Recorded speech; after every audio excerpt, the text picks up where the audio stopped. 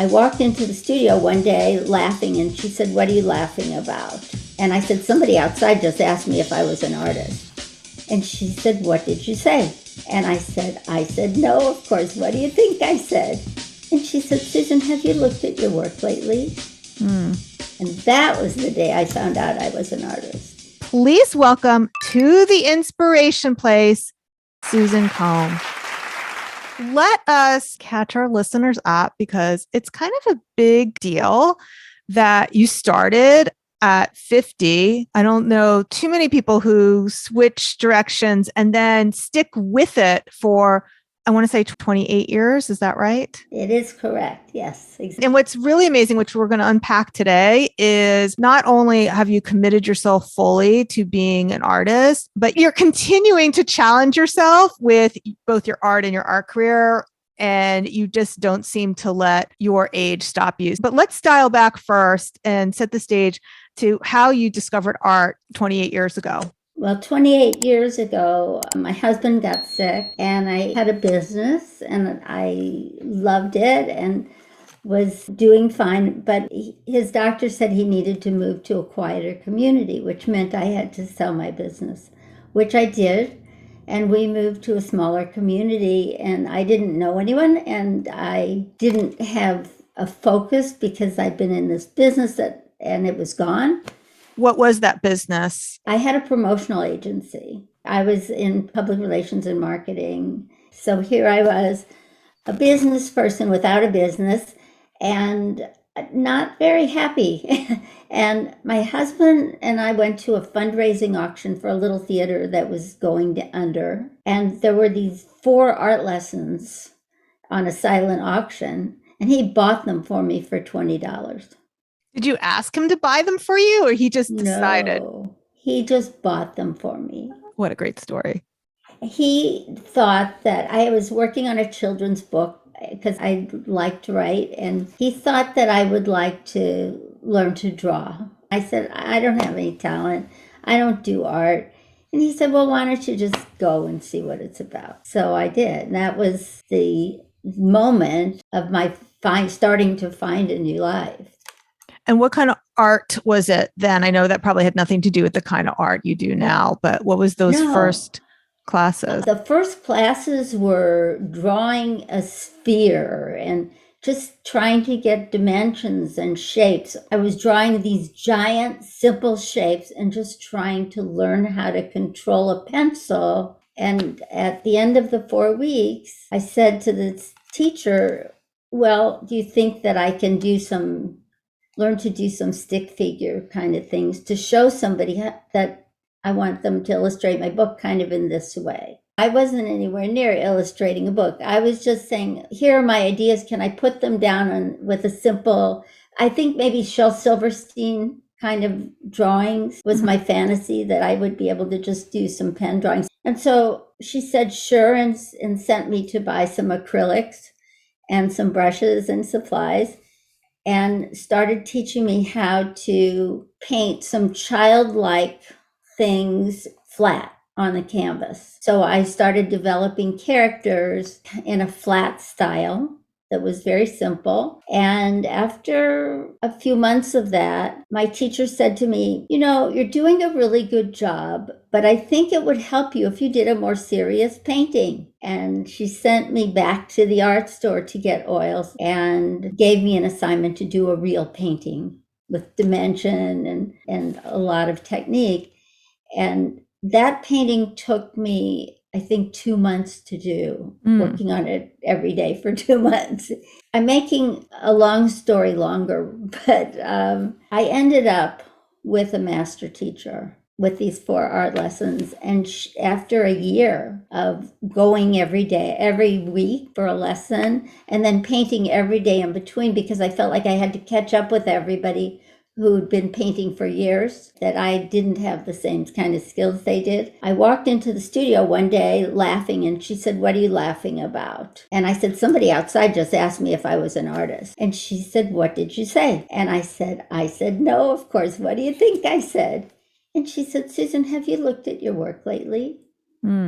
And that was the day I found out I was an artist. So when did you make the leap though from somebody who is an artist because you create art and what I like to call an artpreneur, somebody who is now going to monetize your art or offer it for sale? Tell us about when that moment happened. Well, I said that I had a master teacher, and she is incredible and is still a good friend these many years later. And she, at that point, started saying, I think you should put this painting in the National Date Festival. And then the National Date Festival piece won a second place after a year of thinking I couldn't do anything. Then she'd say, let's go into this show. And we both go to an outdoor show and I'd start selling pieces. I was just astonished by this. But she could see it and she kind of guided me. And after another year, she said, I can't teach you any more of the direction you're going right now. And she sent me to the next person. Oh, that's awesome. But when did you start selling your art?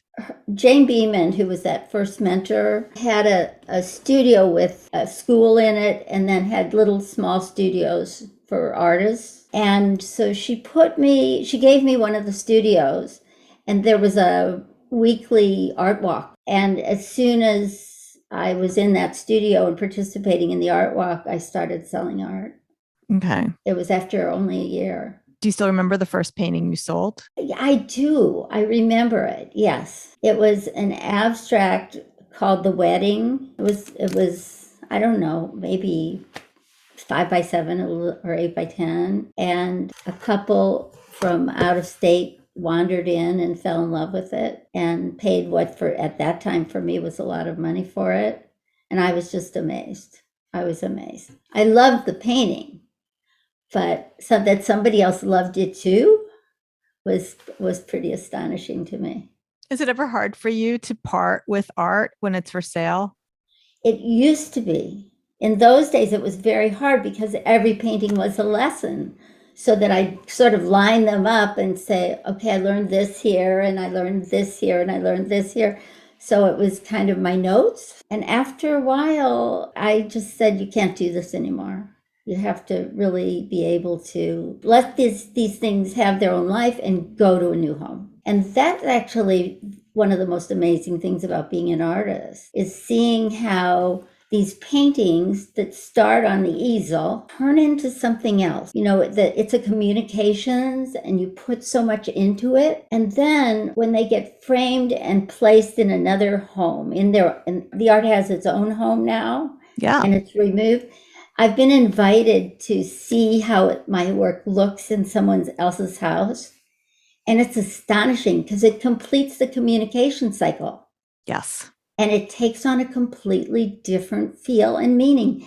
And it goes into its own life. It's so wonderful. Art, when it hasn't been placed in a new home, is like a cat without whiskers. Exactly. That's such a good way of saying it, Miriam, because you don't finish the cycle.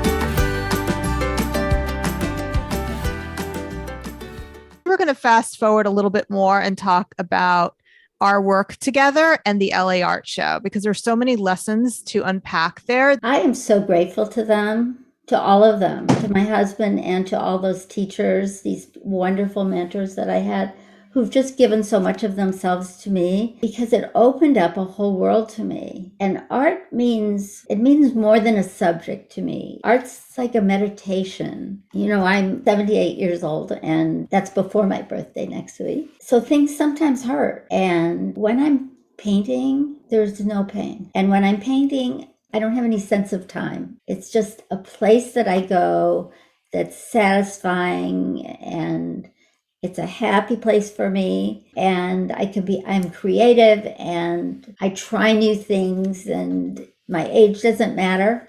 I think it's an advantage. I have this favorite book that I did not write called I've Decided to Live to 120. And what that means is not necessarily that we're going to live to 120, but it's living as if we're going to live to 120, which puts us in a position to really live every day as fully as we can, because we don't know really how long we're going to live. But if we see 120, take away 78, there's a whole lot of years to fill up. And it's time to kind of think about, what am I going to do with all that time? Am I going to sit and watch television?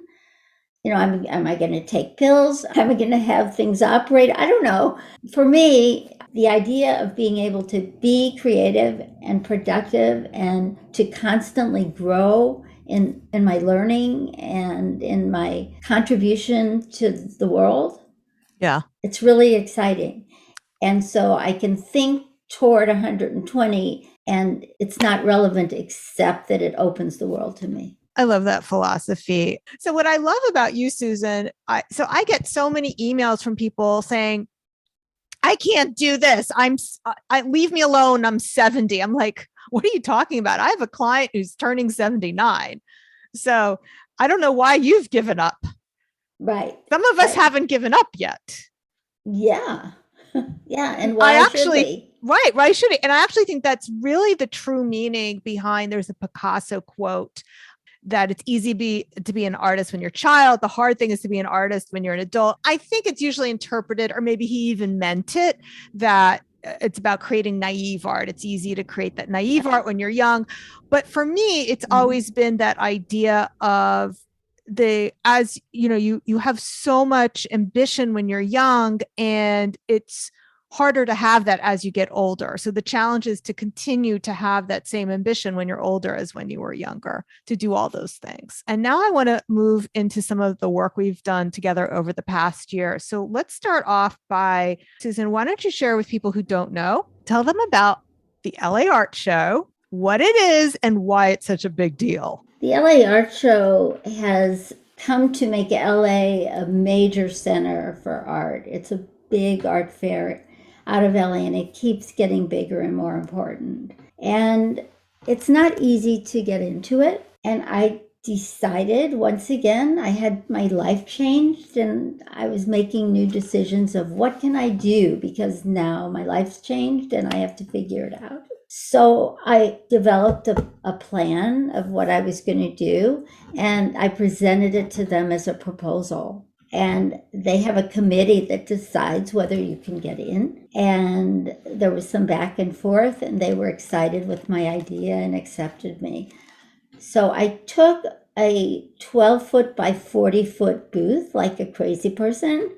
Yeah, I was very ambitious. Which is gigantic. And what I told them that made them want me in the show was that I was going to do a 30-foot installation, that it was going to be a dark tunnel filled with lighted art and lights and sound all interacting. But they fell in love with the idea. And when I was actually at the show last summer, we had lines of people waiting to get into this tunnel. It was pretty interesting. And people were going. I had a fantasy that people would dance through it, really enjoy it, run, get their friends, and come back and do it again. And on the last day of that show, my fantasy was realized because we had lines of people. That's fantastic. Yeah, if you want to see Susan's tunnel, you can see videos of it on her Instagram. And your handle is at Cohen Art. Is that right? Cohen_art. The right Susan Cohen when you go over there, and we'll make sure that you see it. It was spectacular.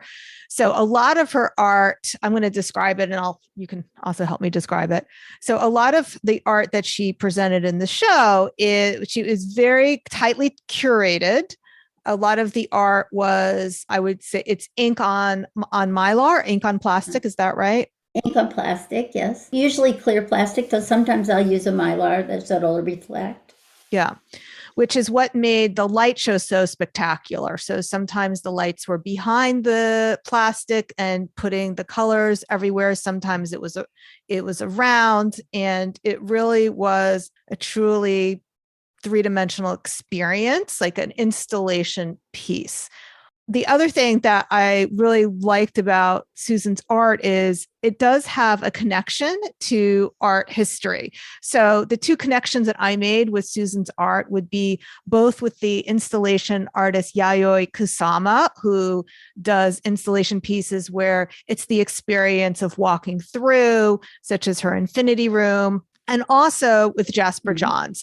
So the Jasper Johns exhibit, which was at the Whitney, I believe it's no longer there. At least it won't be there anymore when this goes live. He also painted ink on plastic. And that was one thing that I was sharing with you, Susan. It's like, oh, this is how he describes it. He describes it as ink on plastic. And it made your art very modern and very relevant. I know that wasn't necessarily, his art wasn't necessarily even an influence, but you share that place in art history with both of those two artists. Which, I have this fantasy, Miriam, of standing on the shoulders of the artists that come before and having young artists come after me and stand on mine. And that was one of the times when you sent me to see the Jasper John exhibit where I just felt it happening. And the other thing that happened was at the LA Art Show, people filled out a form and wanted more contact and had questions and things for me. And so there were some young artists who came to my studio after that. And I felt that they were starting to stand on my shoulders. It was, they were so appreciative and they had lots of questions, and it was pretty wonderful for me. Yeah, you did a really great, let's call it marketing technique that I want you to share because it was very powerful. So this was the idea of creating the contest.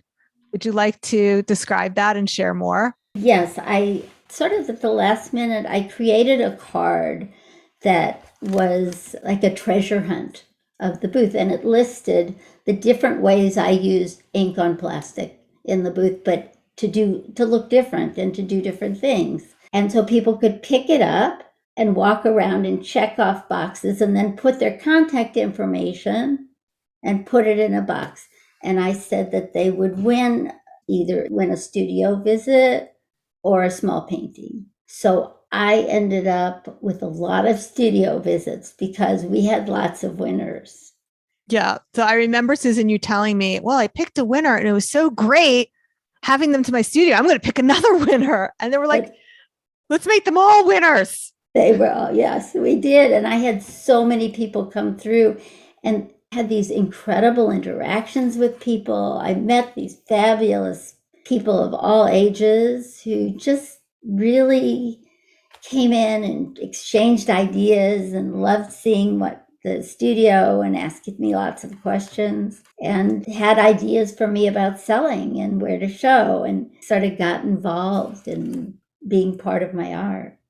That's fantastic. Okay. So now you're currently in a gallery in New York City, Vanderplas, and you were in there previously in, I want to say that was October that you were also at the gallery. Yes. Okay. And by the way, there were more men coming up to Susan to talk to her and flirt with her than there were people coming up to me, just to show like it's such a myth that, with the youth and beauty, there's something very empowering about owning your own worth and space and how attractive that is. And it's not because, by the way, this wasn't a group show. There was nothing to distinguish that Susan's art was in the gallery versus my art being not in I wasn't in the gallery, but there was nothing to distinguish that. They were coming up to you because you were throwing off this aura that was very attractive, and part of your willingness to take these risks and to continue to grow and to continue to evolve. It's just so attractive. Well, thank you for that. I didn't really I think the most fun person who came up to me was a young man He was probably in his 30s, about 6 feet tall and good looking. And he came over and he whispered to me, "You look great. You look fabulous. You're the best looking woman here." He said, "I'm a hairdresser and I know." And he walked away. Yeah, it was And I amazing. was I know, like, but crazy. it wasn't like it was an isolated incident. Your aura was just so magnetic that night. And I know you were very proud of what you accomplished. Yeah, I was proud of it. I was just in awe. I was very excited by that, by all the people who took their time to be part of my experience. And it's turning into a relationship with the gallery. Yeah, that's beautiful. Why don't you step now into the role of the mentor? And let's talk about what were the lessons that you learned in 2021, either through me or through being part of the LA Art Show or anything else you want to impart. Gee, 2021 was such a big year for me because it was my first year as a widow. I had a lot of time to, and COVID was, I had a lot of time to fill. And part of my grieving process, I think, was to stay busy and maximize my time so that I didn't get morose and try to figure out who I was and who I would be going forward because I'm inventing a whole new life. You have 40 years ahead of you, and look what you've accomplished in the last 28 or 29 years. All right. So finally, to wrap this all up, I want to make sure that you check out Susan's amazing art. You can see that at coneart.com, and also her two books, The Art of the Mentor, which you can find on Amazon, but we'll put the link to that in the show notes, and her forthcoming book, Spring, which will be available in April 2022. Right. It's the Spring Principle. The Spring Principle. Perfect. Mm-hmm. Okay, which will be available in April 2022. Right.